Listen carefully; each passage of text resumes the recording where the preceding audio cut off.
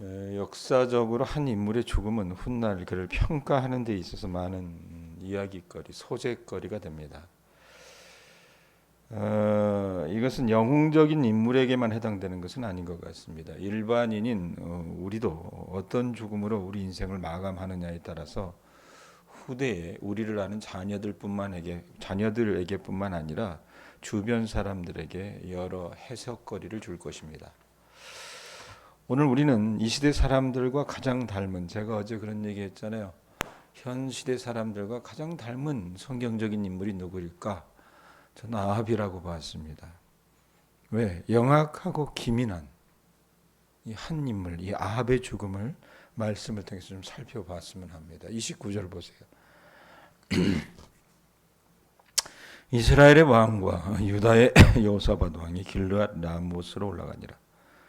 이스라엘의 왕은 누군지 아시죠? 어제 말씀 전해드렸지만 22장에 와서 갑자기 아합이란 얘기를 안 하고 이스라엘의 왕 이런 표현을 해요. 아합입니다. 이스라엘의 왕은 북이스라엘의 왕. 이 아합이요, 사돈이 누구라 그랬어요? 백권사님? 여호사밧이라 그랬죠, 그죠? 예? 똑똑도 하셔. 예? 이 여호사밧과 함께 자신의 옛 영토였던 길르앗 라못을 회복하기 위해서 이제 전쟁터로 나가요. 여러분, 아합이야 목적이 있어서 그랬다고는 했지만 왜 자기 땅이었잖아요. 베나닷이 분명히 전쟁에서 패해가지고 그 땅 주겠다라고 약속했거든요. 그랬기 때문에 전쟁터에 나갔지만 유다의 왕 가운데서도 여러분 여호사밧은 착한 임금 중에 착한 임금이라 그랬잖아요. 착한 임금 중에 하나였던 여호사밧이 분명히 어제 우리가 말씀을 듣고 알게 된 것은 미가의 예언, 이게 나가게 됐다면 큰 사단 난다, 아합 죽게 된다라고 하는 그 소식, 그 예언을 들었음에도 불구하고 이 여호사밧이 같이 동참한 건 좀 이해할 수 없습니다, 사실은. 하나님의 마음에 그래도 든 사람이었는데, 물론 여러 가지 정치적인 어떤 이해가 있었을 것입니다. 이 이스라엘과 맺은 동맹을 깰 수 없기 때문에 그렇게 했겠죠. 며느라기 아버지인데 같이 나가서 싸워준들 뭐 그렇게 나쁠 것은 아니다라고 생각할 수도 있었겠지만 아쉬워요. 왜? 미가야를 통해서 하나님의 음성을 들었기 때문에. 자, 어찌됐건 아합은요, 자신이 예전에도 그러했던 것처럼 안전하게 그 전쟁터에서 승리를 하고 돌아오게 될 것이라고 선언하면서 나가요, 전쟁터에. 자, 그런데 마음 한켠에는 불안한 거예요. 왜? 미가야가 초치는 말을 했잖아요. 예? 그 말이 자꾸 깨름직한 겁니다. 그래서 자기 나름대로 머리를 썼어요. 여러분, 아합은 영악한 사람이라고 그랬잖아요. 이 머리 굴리는 데 있어서는요 2등가라면서 하라는 사람이 있어요. 30절 보세요. 30절 어떻게 합니까? 한번 읽어보세요. 읽습니다. 시작. 이스라엘의 왕이 여호사밧에게 이르되 나는 변장하고 전쟁터로 들어가려 하노니 당신은 왕복을 입으소서 하고 이스라엘의 왕이 변장하고 전쟁터로 들어가니라. 여러분, 일반적으로 왕들은요 고대로부터 지금까지 전쟁터에 나갈 때에 자기 부하나 군인들에게 활력을 불어넣어줘야 돼요. 그렇게 활력을 불어넣어주기 위해서 어떻게 합니까? 왕이라는 것을 보여줄 수 있는 왕복을 입고 전쟁터에 나갔습니다. 통례가 그렇습니다. 자, 그런데 만약에 그렇게 할 경우는 어떻습니까? 눈에 띄잖아요. 눈에 띄면 적군의 표적이 될 수 있습니다. 그래서 아합이 생각을 한 거예요. 미가야 그놈이 이상한 얘기했지? 깨름직해요? 혹시 잘못되면 안 되는데 생각을 해가지고 됩니까? 사돈한테 얘기해요. 나는 변장하고 전쟁터로 들어가려 하노니 당신은 왕옷 입고 나가라고 얘기해요. 뭐 이런 사돈이 다 있어요. 워낙에 세상 사는 데 있어서 여러분 눈 밝은 사람이라 그런지 자기 자신이 표적이 되고 있다는 사실을 잘 알고 있었습니다. 그래서 어떻게 합니까? 딴에는 머리 짜내가지고 변장을 하면 적국을 속일 수 있을 것이라고 생각했던 것 같습니다. 이번에도 속일 수 있겠지 이 생각했던 거예요. 자, 그런데 여러분 아합의 뜻대로 됐습니까? 말씀 보세요. 추이를 보시기 바랍니다. 아람 왕도 여러분 이 전쟁을 승리로 가져오는 방법, 그 첩경 시름길을 알아요. 아람 왕이. 그게 뭡니까? 부하들에게 여러분 오로지 다른 사람과 싸우라고 하는 것이 아니라 아합을 상대로 싸우라고 명령을 내립니다. 여러분 유효한 전략이죠. 동서고금을 막론하고 전쟁에서 승리하는 가장 빠르고 효과적인 방법 뭡니까? 상대방의 장수 혹은 왕을 먼저 척살하는 겁니다. 자, 그래서 그 방법대로 아람 왕의 장수들이 왕복을 입고 있는 한 사람, 왕옷 입은 사람은 한 사람이잖아요. 아합은 왕옷 안 입었어요, 그죠? 왜? 살고 싶어가지고 죽기 싫어서요. 그러니까 한 사람, 그 여호사밧이 아합인 줄 알고 추격을 해요. 32절 보세요. 병거의 지휘관들이 여호사밧을 보고 그들이 이르되 이가 틀림없이 뭐래요? 이스라엘의 왕이라 하고 어떻게 합니까? 돌이켜 그와 싸우려 한즉 여호사밧이 어떻게 했대요? 소리를 지르는지라 라고는 표현이 있습니다. 옳다 됐다 생각하고 아람 왕이 얘기하는 것처럼 그의 군대 지휘관들이 어떻게 합니까? 여호사밧이 아합인 줄 알고 쫓기 시작을 하는 거예요. 사면 초가에 여러분 여호사밧이 다다랐습니다. 자기가 이제 죽게 생겼어요. 그러니까 말씀해 보면 뭐라고 얘기합니까? 여호사밧이 소리를 질렀다라고 하는 표현이 있어요. 이것은 여러분 이 병행 본문이 역대하 18장 31절에 가면 나와 있어요. 18장 31절에 보면 여호사밧이 이 전쟁터에서 죽을 것 같으니까 하나님께 소리를 질렀다 그래요.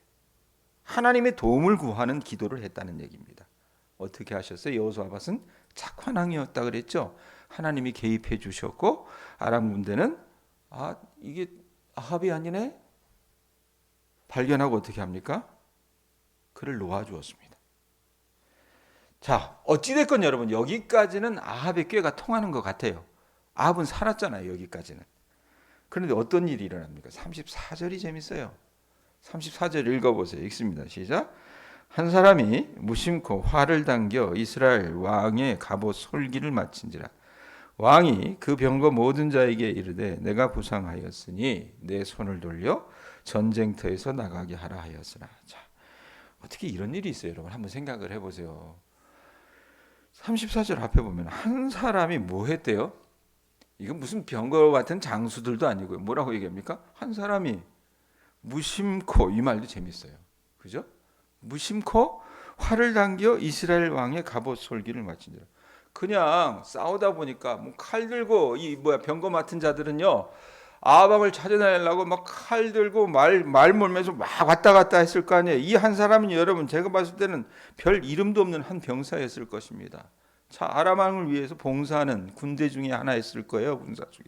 그래 어떻게 합니까? 뭔가 해야 되겠다 싶어가지고 그냥 무심코 활을 당겨서 쐈는데 여러분 그게 하필이면 재미난 것도 뭐냐면 아합 왕에 뭘 맞췄대요? 갑옷 솔기를 맞췄다 그래요. 여러분 왕이 입는 갑옷은 여러분 다른 뭐 장수들이나 병사들이 입는 갑옷하고는 질이 달라요. 이때가 철기 시대였는지는 모르겠으나 적어도 철은 아니었다 치더라도 다른 사람이 입는 갑옷보다는 튼튼했을 것입니다. 어느 정도 여러분 화살도 튕겨낼 수 있었을 거예요. 그런데 뭘 맞췄대요? 거기 보면 갑옷 솔기를 맞췄대요. 다 이렇게 판판한 걸 입을 수 없고 여러분 뭐 이렇게 관절이나 이런 것들이 굽혀져야 되는 부분에는 틈이 있을 거 아니에요. 거기에다가 냈다 때려 맞췄다는 겁니다. 심장이 있는 쪽에. 여러분 아합이 여러분 제가 영민하고 영악한 사람이라고 그랬죠. 영민하고 영악한 사람들의 특징이 뭔지 압니까?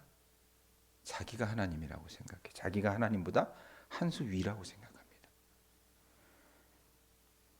늘 자신이 하나님보다 한 수 위라고 생각했던 이 사람이었는데 어떻게 해요? 죽음은요. 허망한 죽음을 맞았습니다.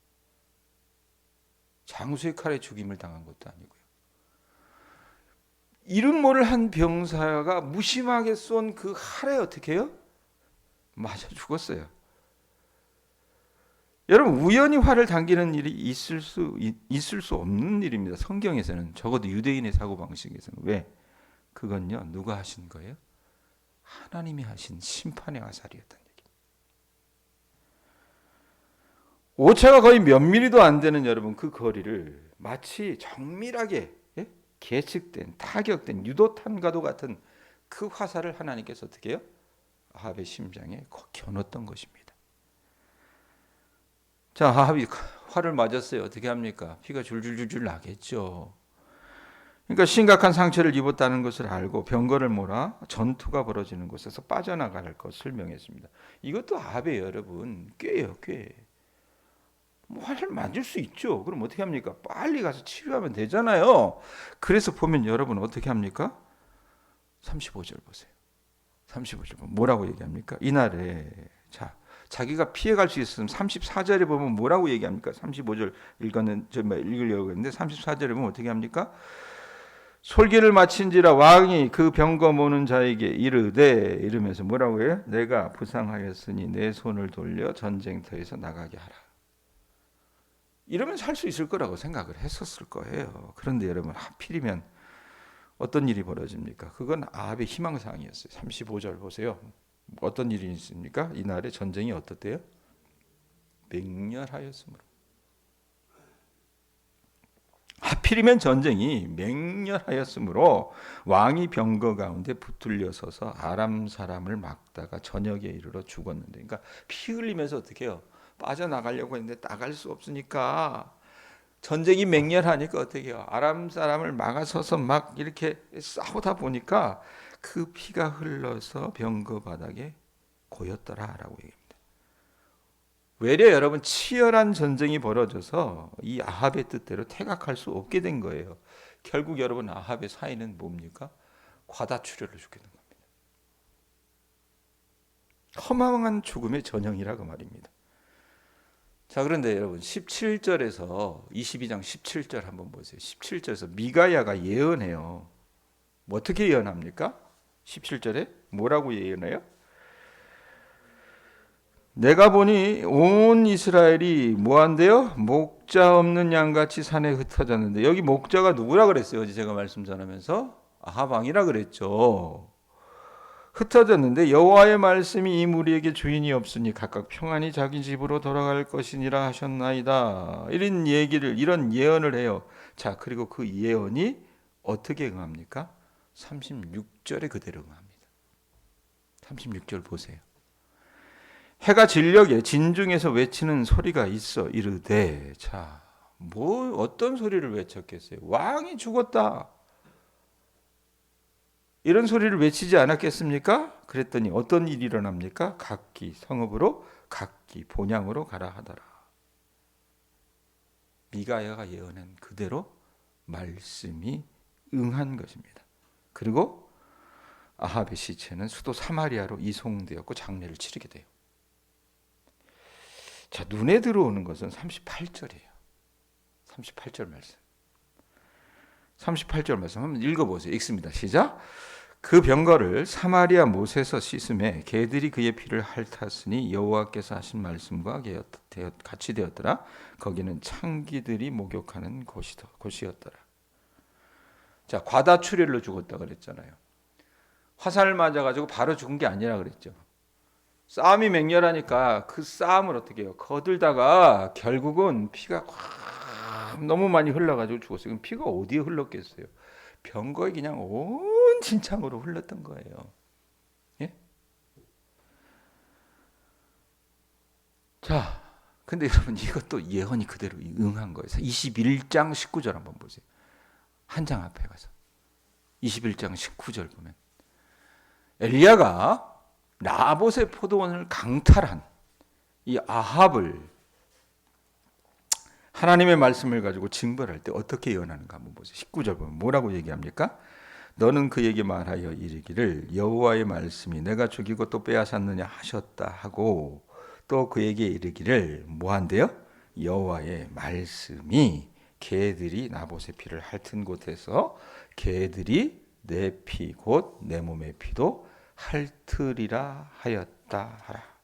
자, 이 말씀이 그대로 응한 거라고 말입니다. 38절에 어떻게 해요? 그 병거를 사마리아 못에서 씻으면 피 닦아내야 될 거 아니에요.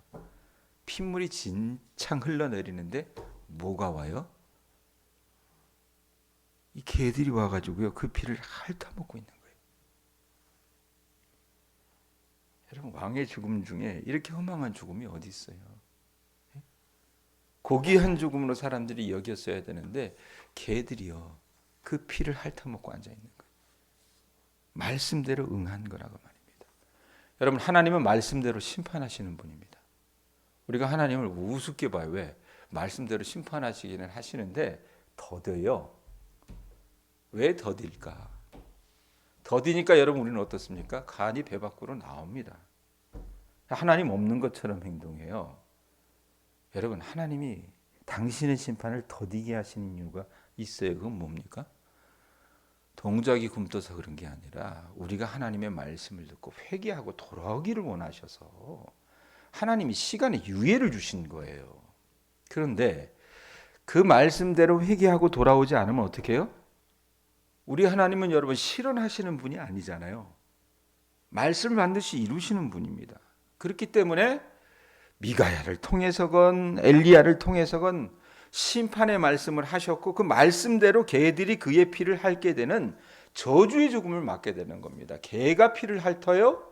여러분, 어떤 사람도 죽어도요, 요즘 시대도 그렇습니다. 노숙자가 죽어도요 그렇게 허망한 죽음을 여러분 죽게 만들어 두지 않습니다. 거둔단 말이에요, 시체를. 그리고 그 피가 여러분 그렇게 크게 흐르지 않게끔 어떤 조치라도 취한다 그 말입니다. 그런데 어떻습니까? 하물며 일국의 왕인데 피가 낭자한 그 병거에 여러분 피를 닦아낼 때 개들이 핥아먹고 앉아 있었어요. 분명히 아십시오, 여러분. 제가 말씀드렸어요. 하나님의 심판의 말씀은 반드시 성취된다 그랬습니다. 회개하지 않으면, 삶을 돌이키지 않으면 죄가 죄값을 물으러 따라올 것이라고 민수기 32장 23절과 디모데전서 5장 24절에 분명히 말씀했다고 말입니다. 정리합니다, 여러분. 아합은요 북이스라엘의 왕들 중에 가장 중요한 인물 중에 하나였습니다. 왜 그가 중요했느냐? 월터 브루그만이라고 하는 유명한 신학자가 있어요. 성경학자가 이런 평가를 해요. 그가 인생과 역사에 대해서 평범하고 상식적으로 자리 잡은 사고를 한 사람이기 때문이다. 뭔 말을 이렇게 어렵게 써놨냐? 쉽게 얘기하면 이런 겁니다. 가장 세속적인 사람이었다는 얘기입니다. 가장 세상적인 사고를 하는 사람이었다는 얘기예요. 그러기에 그는 이 왕의 시각과 하나님의 뜻을 동일시하기를 좋아했겠어요? 아니거든요. 반드시 자기 뜻이 위에 있기를 원했습니다. 그래서 왕의 시각과 하나님의 뜻을 동일시하기를 거부하면서 늘 어떻습니까? 하나님과 대립하기를 일삼았던 사람이었어요. 여러분, 아합 시대에 활약했던 선지자가 누구예요? 백권사님 누구예요? 내가 설교 시간에 우리 백권사님 얘기를 자꾸 하니까 중국에서 내가 가르쳤던 어느 권사님이 전화가 왔어요. 도대체 그 백권사님이 누구냐고 전화가 왔어요. 자, 아합의 라이벌이 누구였어요? 하나님 누구를 보내셨어요? 엘리야라고 하는, 선지자 중에 선지자라고 하는 엘리야였잖아요. 근데 실제적으로 아합의 라이벌은 누구였습니까? 하나님이었어요. 하나님이 여러분 아합을요 사랑하셨거든요. 아합을 미워만 하신 게 아니에요. 여러 번 살려주시기도 하셨고요, 기회를 주시기도 하셨습니다. 근데 여러분, 하나님이 아합을 돌이키기를 원했는데 아합은 어땠습니까? 왕이 여러분 왜 중요합니까? 영향력을 미치는 사람들이 왜 중요합니까? 아합의 이런 속화된 행동은요 이스라엘 민족 전체의 특징이 되어버린 거예요. 바이러스도 여러분 이런 심각한 바이러스가 없다는 얘기입니다. 불신앙의 바이러스는 여러분 신앙의 바이러스보다 더 감염력이 심합니다. 독하고. 그래서 그의 불신앙이 이스라엘 민족 전체의 불신앙이 되어버린 거예요. 그리고 그의 죽음은요 나중에 어떻습니까? 이 북이스라엘 나라가 남유다하고는 대별될 정도로 비명행사하는 그런 전초가 되기도 했습니다. 여러분, 하나님은 이런 아합의 모든 악에 맞서서 당신의 말씀을 전할 선지자들을 보내셨잖아요. 아마 다른 어느 왕 때보다도 하나님은 선지자들의 메시지를 통해서 아합으로 하여금 바른 선택을 할 수 있도록 촉구하셨으며 회개하고 돌이킬 기회를 주셨다라는 얘기입니다. 자, 종교적으로 도덕적으로 타락해져 있었을 때 하나님은 계속해서 말씀하세요. 말씀하시고 하나님 당신의 말씀대로 행하신다 그 말입니다. 심지어 그 백성을 압제하는 적에게서 구해내시기도 해요. 이유는 단 하나입니다. 뭡니까? 열왕기상에 있는 말씀처럼 너는 내가 여호와인 줄을 알게 하시려고 그렇게 말씀하신다라는 얘기입니다. 예? 왕이 하나님이 아니라, 우리가 하나님이 아니라 여호와 하나님이 하나님인 것을 알게 하시려고 하나님은 그렇게 일하신다 그 말이에요. 여러분, 왕의 계략이 역사의 행로를 정하는 것이 아니라 선지자들을 통해 전해진 하나님의 말씀이 인생 역사의 행로를 정한다 그 말이에요. 그러므로 여러분, 우리가 이 10월의 마지막 날 새벽 설교를 마치면서 좀 집중해야 할 것은 우리 자신의 허망한 생각에 여러분 우리가 붙들려 사는 것이 아니라 하나님의 말씀을 붙잡고 살아야 한다는 것을 여러분이 꼭 기억하실 수 있기를 바랍니다. 부디 여러분이 여러분 머리 쓰다가 허망한 결론으로 끝맺는 그림이 그려지지 않기를 저는 소원합니다. 부탁드립니다. 여러분 제발 말씀에 순종하시는 삶을 살아나가실 수 있기를 바랍니다. 그것이 여러분과 제가 살 수 있는 유일한 길입니다. 지난 7개월 동안 주님은요, 우리를 도망갈 수도 없는 말씀의 철장에 가두시고 계속해서 먹기도 소화하기도 힘든 말씀을 떠먹이셨습니다. 제가 관찰하기로 어떤 분들은 그것을 토해내기도 했고 어떤 분들은 그 말씀을 아프지만 억지로 꾸역꾸역 씹어 삼키기도 했습니다. 당신의 자녀들이 역반응을 보일 것을 알면서도 왜 하나님은 그렇게 하셨을까? 그만큼 여러분 우리 공동체의 상황이 위중하기 때문에 그러합니다. 부디 우리에게 주어진 말씀을 여러분 경물이 여기지 마시며 하나님의 말씀에 붙잡혀서 그 말씀에 순종하고 회개하며 돌이켜 참된 삶을 살아가실 수 있는 주님의 자녀들 되실 수 있기를 바랍니다. 그게 여러분이 사는 길이에요. 아셨죠? 같이 기도합니다.